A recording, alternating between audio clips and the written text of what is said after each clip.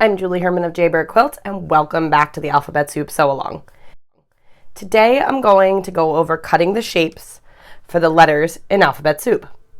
Everything we're going to cover today applies if you are making the baby quilt, the name quilt, the monogram pillow, or any of the other projects in the book.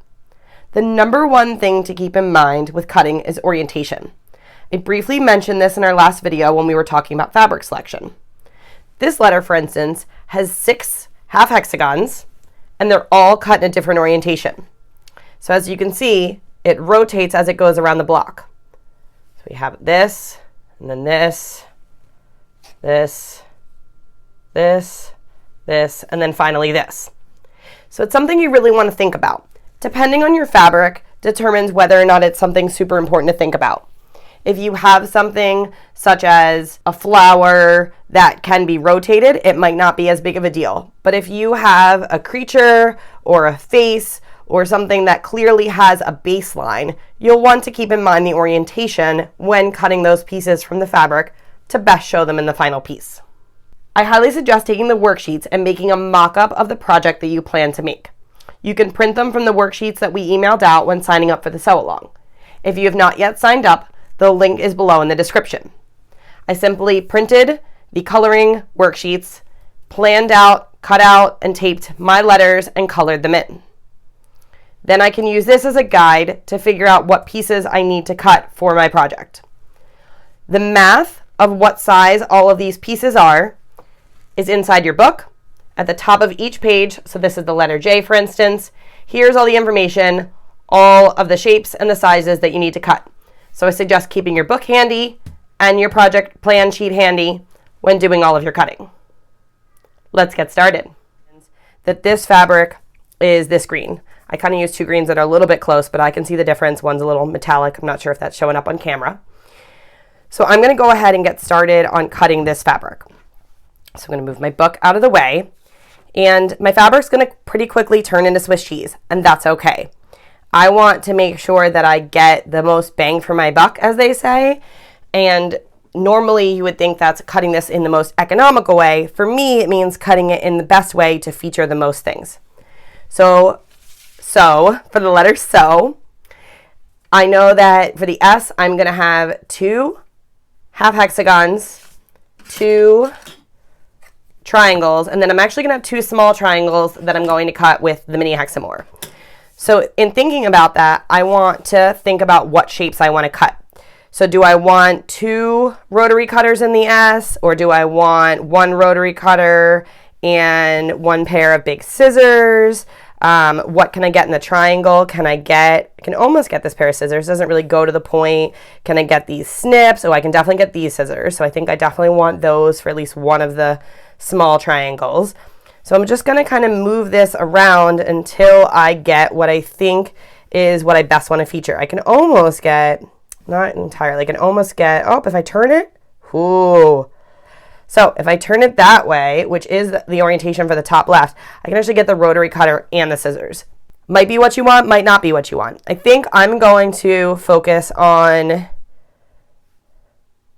just the rotary cutter for the top left, so I can choose the one that's angled down, choose the one that's angled up. I think I'm going to move my fabric around to kind of match the orientation. I think I like the one that's going up, so I'm going to use this one. So I could either cut here or here. It doesn't really matter. So I'm going to line this up. And I want to cut as many sides as I can safely. So in my case, that means I'm going to cut 1, 2, 3. And now I'm going to close my blade. I'm going to rotate this fabric around, and I'm going to check, make sure nothing slid. If it did, I'm going to go ahead and realign it and then cut the rest of the sides. Okay, so there we go. And it can be easy to get your pieces mixed up once you start cutting them, especially when you're cutting the same shape in different orientations. So one tip that I have is I love this. It's called Framework by Robert Kaufman. It's flannel, so it's kind of like a mini design wall. And I cut 10-inch strips and I use them all the time for alphabet soup and other things. So I'm just going to begin to build my letter S over here and put my pieces as I go in the correct orientation so that I don't lose track of what my plan was. So let's see, what do I want to do next? Can I get that little seam ripper? No, I could get that pin. That's not too interesting though. It was this scissors, right?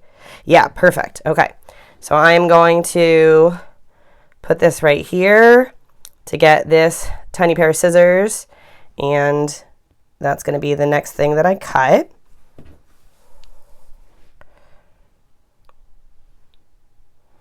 So again, I want to cut as many things as I can safely. I'm comfortable cutting up and then cutting across. I don't recommend ever cutting towards yourself. Some people are okay with going up and then back, but when you go like this and the blade is towards you, it's pretty unsafe and you could have an accident, and accidents are not good. So I don't advise doing that. So I'm just going to move the rest of this fabric out of the way. And it looks like I've got one more little corner to trim off. Having the blunt corners really will help when it comes time to do the piecing for alphabet soup. So whether you're using the Fussy cut set or the Hex N More and the Super Sidekick, I highly recommend taking the time to do blunt corners. So this is going to go here, and I can kind of play with the orientation. I can make them go up. I can make them, I think I'm going to make them go up.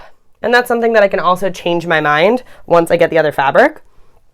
So the other fabric that I am cutting is this, and I do have a fat quarter, but I also found some scraps.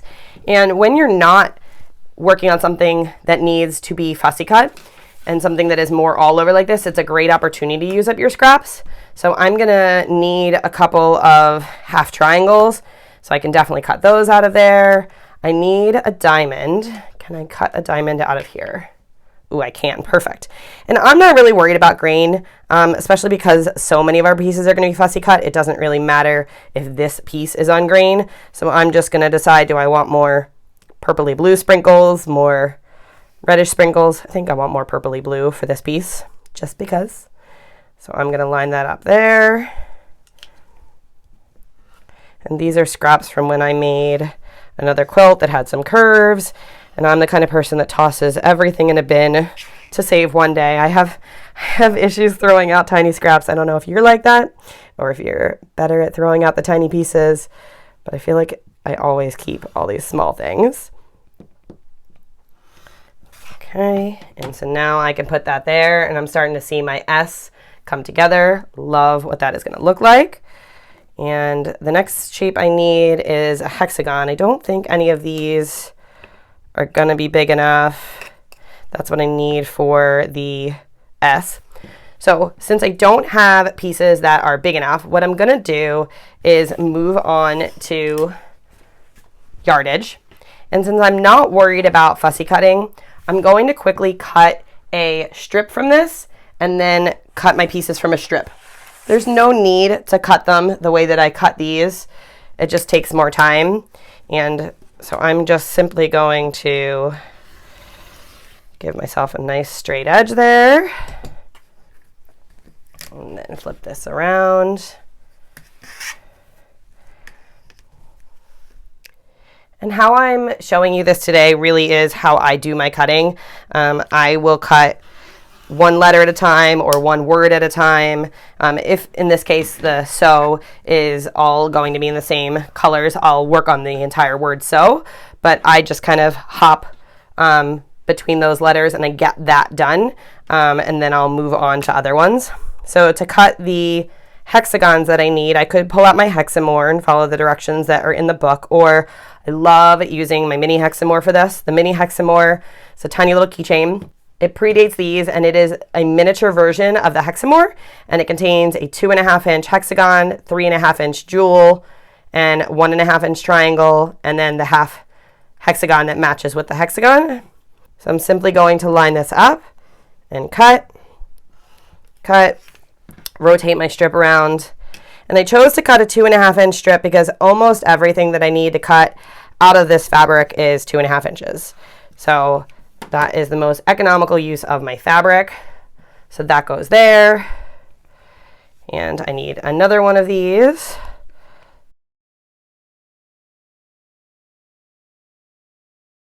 And then I just need one more piece from this fabric for the S, so I'm going to just go ahead and cut it, which is another diamond.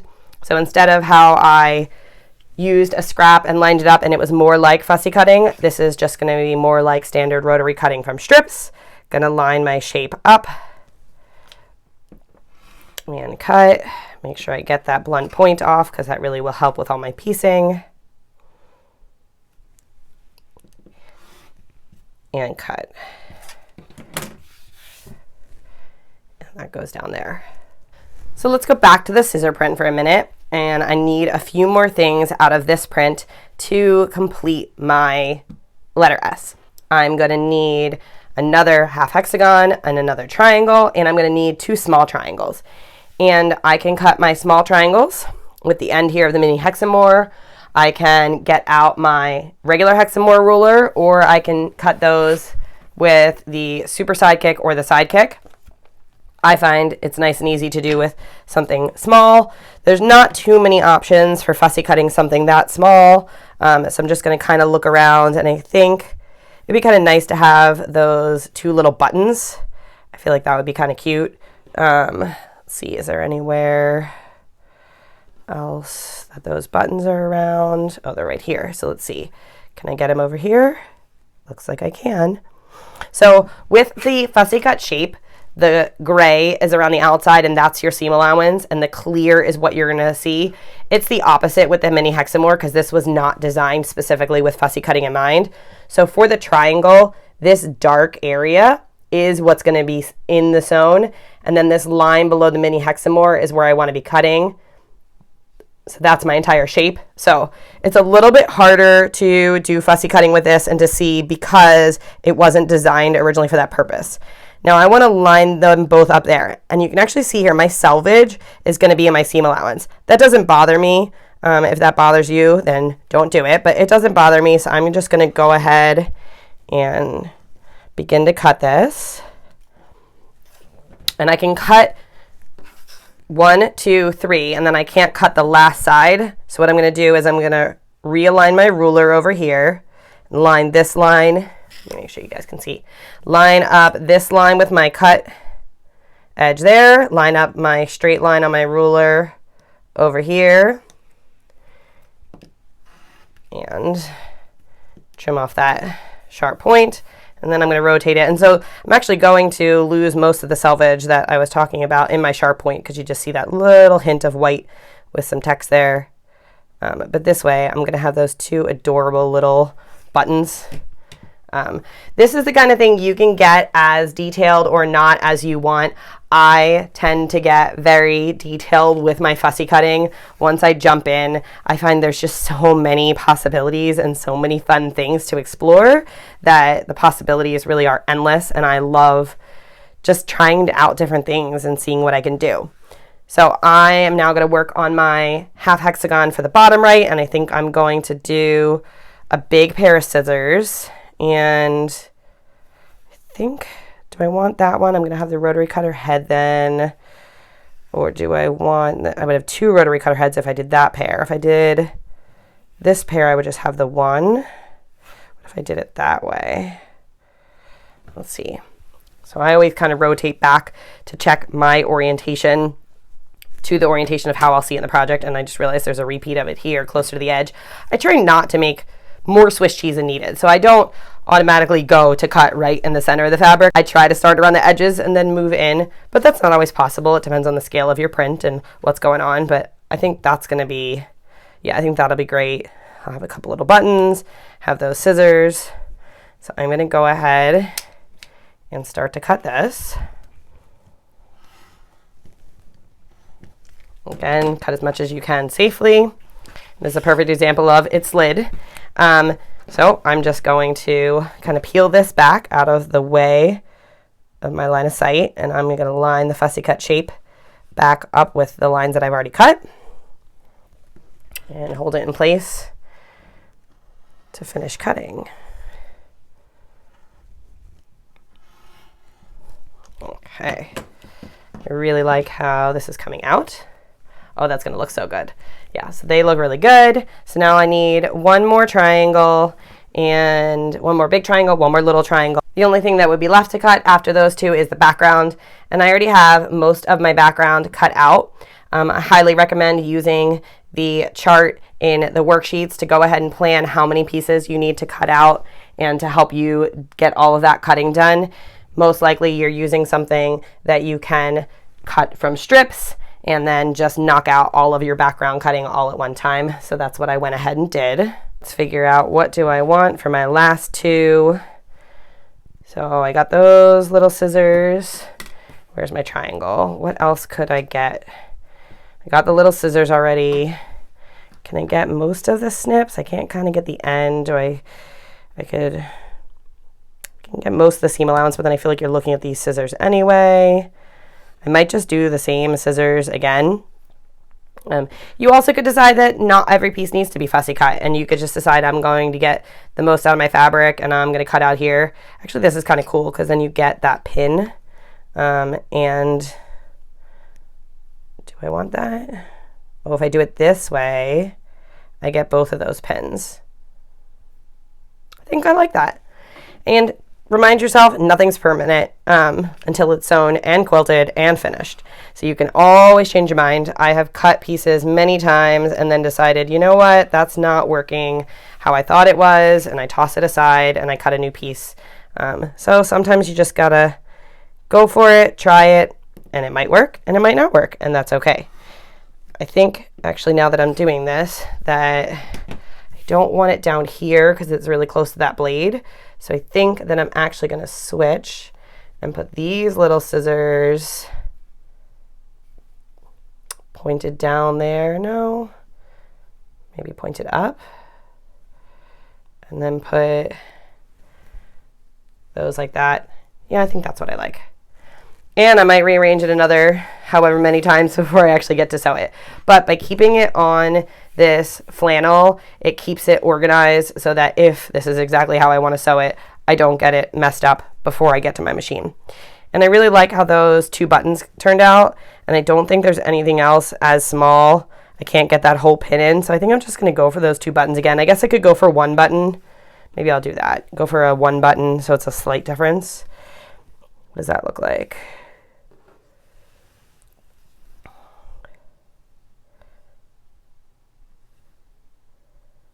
All right, I'm going to go for this one button right here.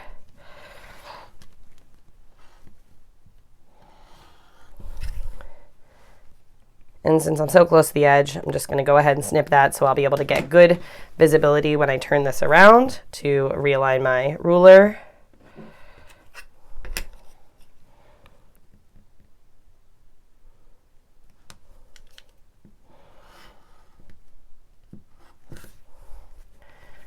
Okay.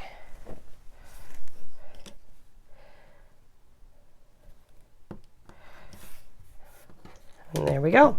So I just need to fill in the rest of my background and my S is good to go. I want to show you some additional shapes as well as some different fabrics so that you can see some other things to consider.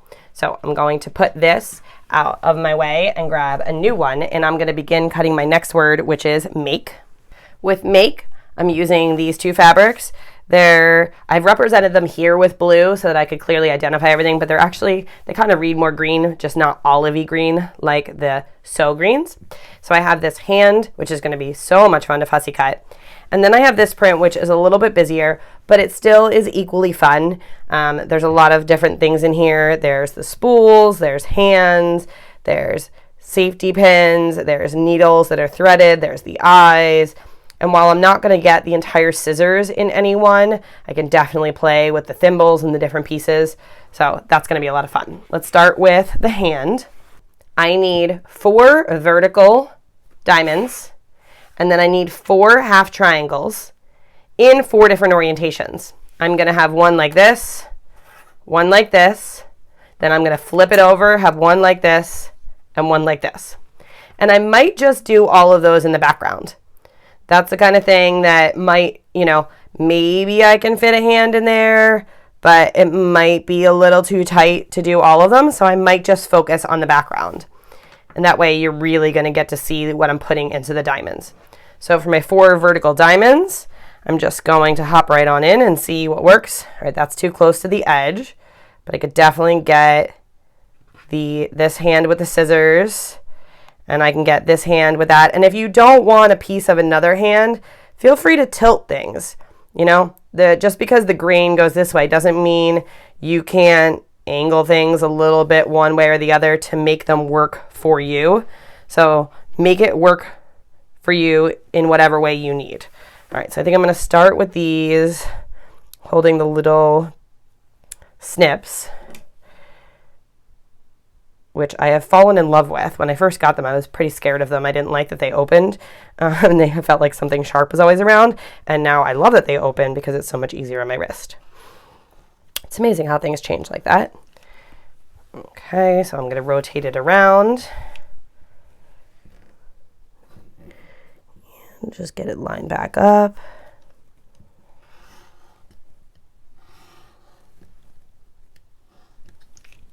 Okay. And put it up here. Let's make sure you can see. So I'm going to need 4 of them kind of in the middle of the block.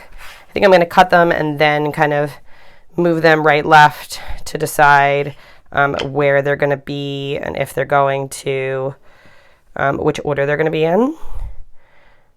Okay, let's go ahead and cut this hand. Feels funny to say cut this hand. Don't cut your own hand. That would be bad. Cut the fabric.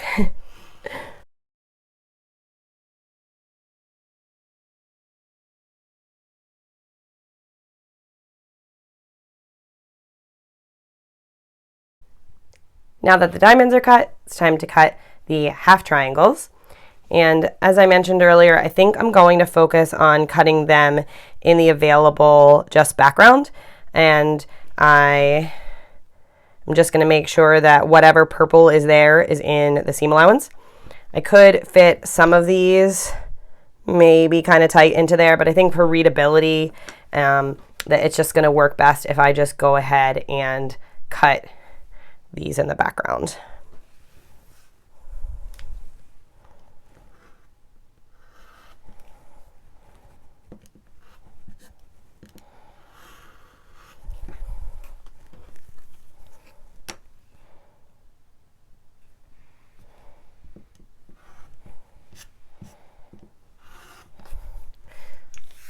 So I'll just continue that, and one thing I need to make sure that I do is the correct orientation. So I need to make sure that I flip it for 2 of them, because 2 of them are going to be right and 2 of them are going to be left.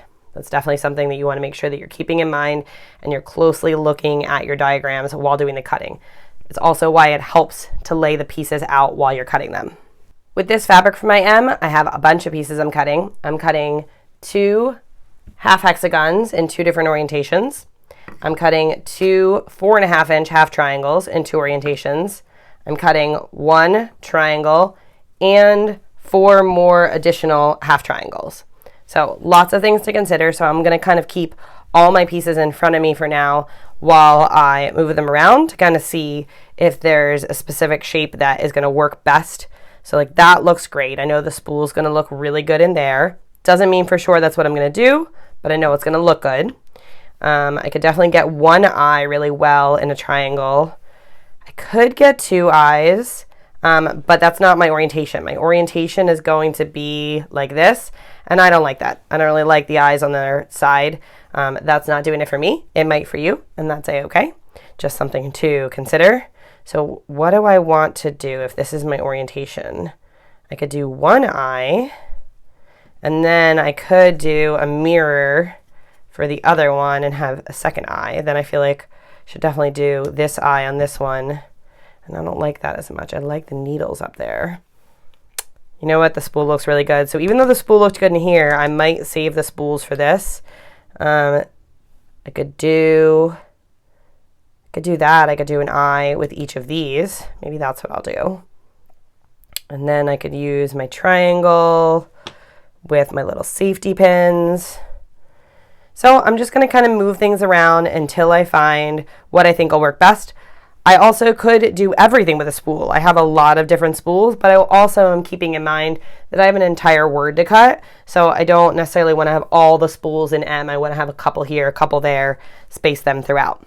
So once you figure out where, go ahead, same process as the other ones, cut out your shapes, fill in with your background, and continue until you have all of your pieces cut for the project that you're working on. Thank you for tuning in here today. If you've enjoyed this video, please be sure to like it, share your comments with us, and subscribe to this channel. You can also turn on notifications for this channel to receive an alert when we post new videos. I'll be back here in a few days to guide you through basic sewing of the letters. See you soon!